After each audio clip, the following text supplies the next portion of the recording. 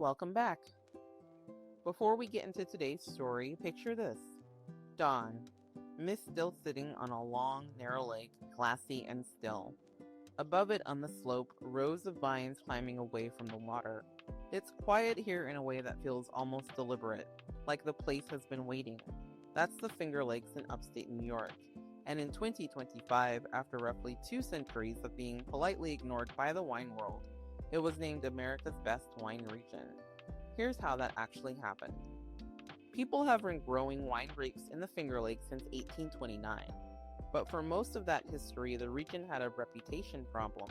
Winters here are genuinely brutal, cold enough that most European wine grapes simply couldn't survive them.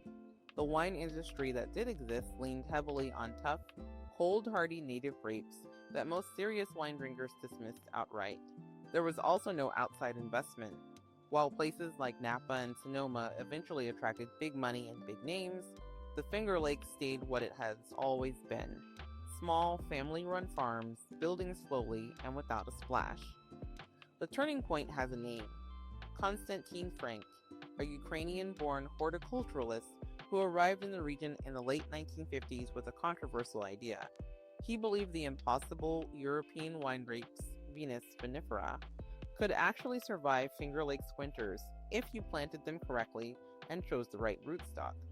Almost everyone told him he was wrong. He planted anyway, on the shores of Keuka Lake, and it worked. That single decision reshaped the entire future of the region. Here's the part that explains why Frank's gamble paid off. The Finger Lakes aren't shallow. Some plunge hundreds of feet deep. That much water acts like a thermal battery. It stays relatively warm in fall and relatively cool in spring, which softens the harshest temperature swings right along the shoreline, exactly where the vineyards are planted. Fast forward to 2025. Wine Enthusiast, one of the most respected wine publications in the world, named the Finger Lakes its American Wine Region of the Year. Not a regional award, the whole country. Today, the region has more than 140 wineries and over 10,000 acres under vine. And winemakers there will tell you directly, this recognition isn't the start of something. It's decades of quiet, unglamorous work finally getting noticed. The signature grape is Riesling, and Finger Lakes Riesling has a distinct personality. High, bright acidity balanced against real fruit intensity, a direct result of that cool lake-moderated climate. Cabernet Franc does well here too, along with a red grape called Blaufränkisch that's gaining real momentum.